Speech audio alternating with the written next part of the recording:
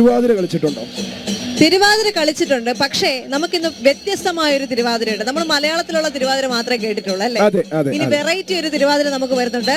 സംസ്കൃതത്തിൽ കണ്ണൂരിൽ നിന്നുള്ള കൊച്ചുമിടുക്കികൾ അവതരിപ്പിച്ച ആ സംസ്കൃത തിരുവാതിര കണ്ടതിന് ശേഷം തിരികെ എത്താം. അനന്തപുരിയിൽ കലയുടെ ആവേശം കൊട്ടിക്കയറുകയാണ്. ഞാനിപ്പോൾ നിൽക്കുന്നത് തൈക്കാട് ഗവൺമെൻറ് മോഡൽ LPS ഇവിടെ നമ്മളോടൊപ്പം കുറച്ച് കൊച്ചു കൂട്ടുകാരുണ്ട്. ആ കൊച്ചു കൂട്ടുകാരിങ്ങനെ നല്ല ചുവന്ന വസ്ത്രങ്ങളൊക്കെ ധരിച്ച് നമ്മളോടൊപ്പം ഇങ്ങനെ നിൽക്കുകയാണ്. ഈ കൂട്ടുകാർക്കൊരു പ്രത്യേകത ഉണ്ട്. നമ്മൾ തിരുവാതിര കേരളത്തിൻ്റെ ഒരു മനോഹരമായ കലാരൂപമാണ്. എന്നാൽ ആ തിരുവാതിര ഒരു സംസ്കൃതത്തിൽ അവതരിപ്പിക്കുന്ന കുട്ടികളാണ്. 63 കുട്ടികളാണ്. എല്ലാവരും വളരെ സുന്ദരികളായിട്ട് ഇങ്ങനെ നിൽക്കുകയാണ്. വളരെ ഭംഗിയാണ് കാണാൻ. മുല്ലപ്പൂവൊക്കെ ചൂടി ഇങ്ങനെ കുട്ടികളൊക്കെ നിൽക്കുകയാണ്.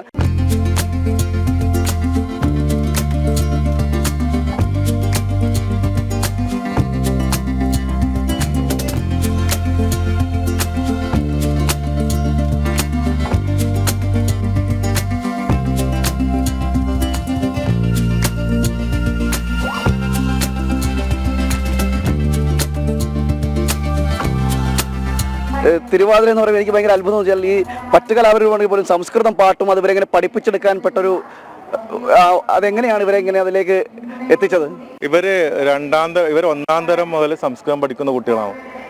വലിയ രീതിയിൽ പഠിക്കുന്നില്ലെങ്കിലും സംസ്കൃതവുമായി ബന്ധപ്പെട്ട കുറേ കാര്യങ്ങൾ അവർ പഠിച്ചെടുക്കുന്നവരാണ്.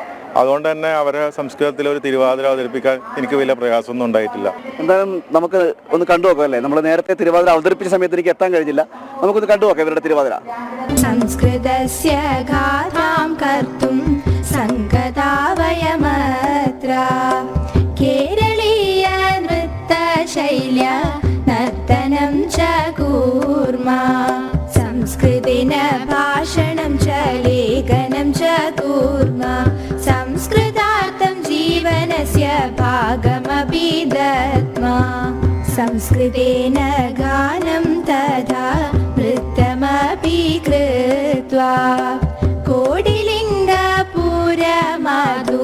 സന്നിധൗ നമാമ സംസ്കൃതഗീതാനി ശൃണ്വന്തു ഭോ സംസ്കൃതനൃത്താനി പശ്യന്തു ഭോ സംസ്കൃതേ മാഹാത്മ്യം വിജ്ഞായ സംസ്കൃതരക്ഷണം കുർവന്തു ഭോ സംസ്കൃതരക്ഷണം കുർവന്തു ഭോ സംസ്കൃതഭാഷണം കുർവന്തു ഭോ. അങ്ങനെ 63 മിടുക്കികളുടെ തിരുവാതിര ഇങ്ങനെ നടന്നുകൊണ്ടിരിക്കുകയാണ്. ഈ തിരുവാതിര നമുക്ക് വേണ്ടിയാണ് ഇവർ ജനം TVക്ക് വേണ്ടിയാണ് വീണ്ടും അവതരിപ്പിച്ചത്. വളരെ മനോഹരമായ തിരുവാതിരയാണ്. നമുക്ക് കണ്ടാൽ കണ്ടു നിന്നു പോകും. ഏതായാലും ഇവർക്ക് എല്ലാവർക്കും ഒരു നന്ദി കൂടി പറയാണ്. അനീഷ് കാട്ടാക്കടയ്ക്കൊപ്പം പ്രശാന്ത് ശങ്കരമംഗലത്ത്, ജനം, തിരുവനന്തപുരം.